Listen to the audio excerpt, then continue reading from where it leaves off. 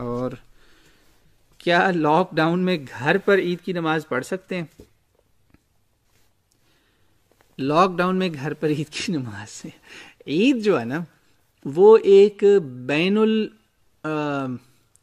سمجھے بین القوم اجتماع ہے، قوم کا ایک اجتماع ہے، قومی اجتماع ہے. یہ اجتماع گھروں میں کیسے ہو سکتا ہے بتائیے آپ؟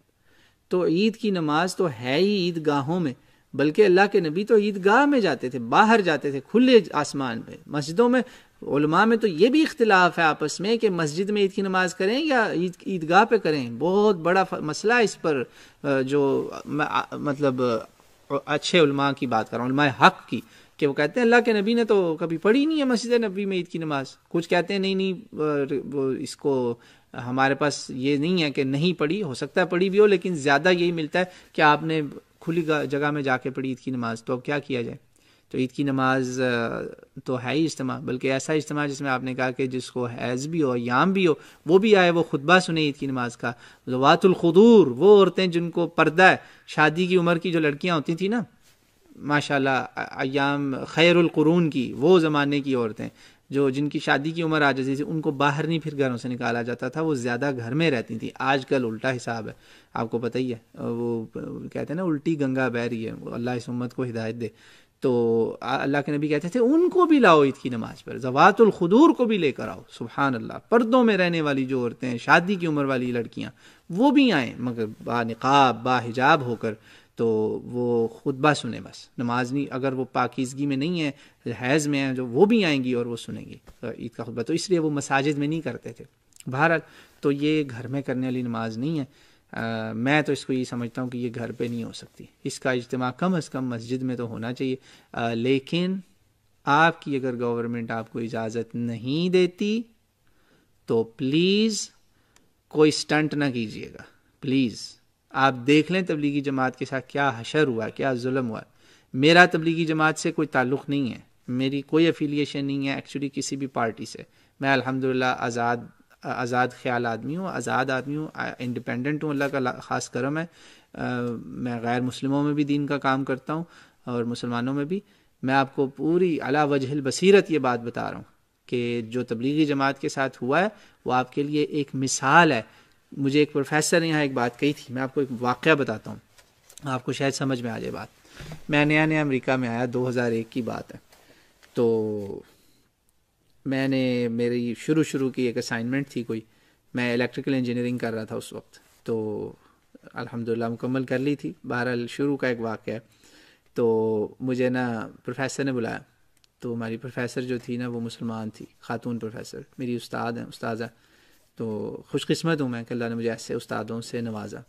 تو کافی علمی شخصیت ہیں. انہوں نے حال ہی میں مجھے اپنی لائبریری دی ہے. مجھے سمجھ نہیں آ رہی میں وہ کتابیں کہاں رکھوں، اتنی بڑی لائبریری، اس میں ایسی نادر کتابیں. میں کہا سبحان اللہ یار، دیکھو یہ تو شیخہ بھی تھیں ہماری. تو مجھے انہوں نے بلایا آفس میں، کہتی حافظ میں نے تم سے بات کرنی ہے. تو میں نے کہا جی. کہتی دیکھو تمہارے نام کے ساتھ حافظ بھی ہے، تمہاری داڑھی بھی ہے، مجھے ایک بات کا جواب دو. تو یہ داڑھی والا حافظ نے بعد میں پوچھا، پہلے کہا کہ مجھے ایک بات کا جواب دو، یہ جو اسائنمنٹ تھی یہ تم نے اکیلے نے خود کی ہے یا کسی نے ساتھ تمہارے کی؟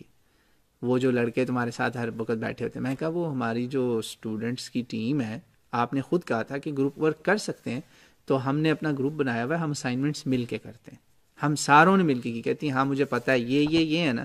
جی. کہتی یہ ساروں نے ایک ہی طرح سے سولوشن نکالے میں. تو وہ کلاس تھی، بھول گیا مجھے کلاس کا نام، ڈیجیٹل سگنل پروسیسنگ ایسی کوئی کلاس تھی، کوئی ہائی لیول کی کلاس تھی.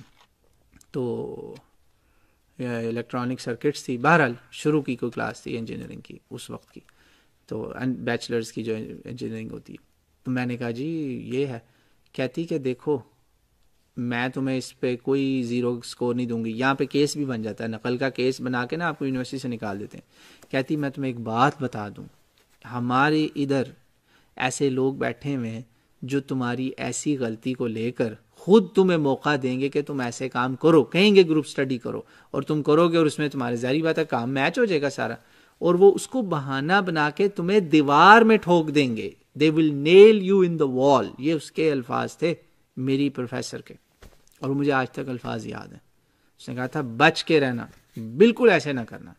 کوئی کہے بھی نا کہ گروپ ورک ہے تو اس کا مطلب یہ نہیں ہے کہ تم لوگوں نے مل کے ساروں نے ایک ہی پروسیس سے کوشچن حل کرنا ہے. تو میں نے اس کہانی کا مقصد کیا ہے، لب لباب کیا، یہ ایک سبق آموز واقعہ ہے کہ ہمارے دشمن جو ہے نا، وہ اللہ نے قرآن میں کہا ہے کہ سورہ آل عمران کی آیت ہے کہ وَمَا تُخْفِي صُدُورُهُمْ اکبر. اللہ تعالیٰ کہتے ہیں کہ یہ وہ لوگ ہیں جو تمہیں تکلیف میں دیکھ کے خوش ہوتے ہیں، اور یہ اتنے مبغض اور غلیظ لوگ ہیں کہ جو ان کے دلوں میں ہے وہ اس سے بھی برا ہے. اللہ اکبر. تو اللہ کہہ رہے ہیں قد بینا لکم الآیات ان کنتم تعقلون، ہم تمہیں اپنی یہ نشانیاں، اپنی آیتیں کھول کے تمہارے سامنے رکھیں، تمہیں عقل آئے، تمہیں سمجھ آئے. تو یہ تبلیغی جماعت کے ساتھ جو ہوا ہے، یہ ثبوت ہے کہ اس وقت غیر مسلموں میں، سارے غیر مسلم نہیں، غیر مسلموں میں ایسے بدبخت، ملعون اور جہنم کا ایندھن لوگ موجود ہیں جو جہنم کا ایندھن بنیں گے. میں قرآن کی وہ آیتیں پڑھتا تھا نا تو میں سوچتا ہوتا تھا کہ یار جو اللہ کہتا ہے کہ لَأَمْلَأَنَّ جَهَنَّمَ مِنَ الْجِنَّةِ وَالنَّاسِ أَجْمَعِينَ، جنوں اور انسانوں سے میں نے بھر دینی ہے دوزخ، کہ وہ کون سے ہوں گے؟ اب دیکھ لیں آپ، یہ ہیں وہ لوگ، اور یہ وہ بدبخت وہ لوگ ہیں جن کے لیے ابلیس کو بھی کوئی آئیڈیا دینے کی ان کو ضرورت نہیں ہے، یہ تو موقع ڈھونڈ رہے ہیں. تو آپ ایسے موقع پہ ایک سیکرٹ نماز جب کریں گے تو پھر آپ کو پتہ ہے آپ کے ساتھ کیا ہوگا. موقع چاہتے ہیں وہ چاہتے ہیں آپ کی مسجدوں پہ قبضہ کرنا، وہ چاہتے ہیں آپ کی مسجدوں کو جلانا، چاہے وہ مسلمان ملک کے لوگ ہیں چاہے وہ غیر مسلم ملک کے لوگ ہیں، یہ سب ایک تھالی کے چٹے بٹے ہیں. میں آپ کو صحیح بتا رہا ہوں، اکثر اس امت کے اس وقت حکمران، مسلمانوں کے حکمران بھی غیر مسلم بھی، یہ شیطان کے ایجنٹ ہیں. اللہ ان کے شر سے ہمیں بچائے، ان سے بچ کے رہیں، ان کو موقع مت دیں. جب انہوں نے کہہ دیا نا تو کہہ دیا، جب فوج کھڑی ہے، پولیس کھڑی ہے کہ مسجد میں نہیں جانا، اور آپ چھپ کے چھت پہ کھڑے ہو کے چھتیں پھلانگ کے مسجد جا رہے ہیں اور وہ ڈرون یوز کر کے، یہ دجالی سسٹم آپ کیا سمجھ رہے ہیں اس کو؟ کل میں اسپتال گیا ہوں، میرے وہاں میرا بھائی تھا، اس سے ملنے گیا ہوں، تو اس نے بتایا کہ میں پریشان ہوں اس وقت کہ یہ اس وائرس کے ذریعے یہ کہیں دجالی سسٹم کو تو نہیں اپنا ایجنڈا پش کر رہے. ہمیں کچھ سمجھ نہیں آ رہی، this too much following, too much tracking, بہت زیادہ ہو رہا ہے. سوری انگلش کے ورڈز منہ سے نکل آتے ہیں، تو آپ بچ کے رہیں، بالکل کسی اللہ کے دشمن کو ایسا موقع نہ دے. یہ اللہ کے دشمن ہے اور یہ آپ کے بھی دشمن ہے. اللہ نے کہا ہے کہ یہ تم سے کبھی خوش نہیں ہوں گے یہاں تک کہ تم ان کے بیٹھ جاؤ چرنوں میں اور ان کے قدموں میں اور ان کو پوجنا شروع کر دو، چاہے وہ پوجنا فزیکل لٹرل پوجنا ہے یا وہ مطلب اطاعت کی شکل میں ہے کسی حکمران کی یا کسی چور کی. اللہ مجھے آپ کو بچائے. تو پلیز گھر میں نماز نہیں آپ نے عید کی کرنی، اور نہ ہی چھپ کے عیدگاہ میں کرنی ہے. ٹھیک ہے جی.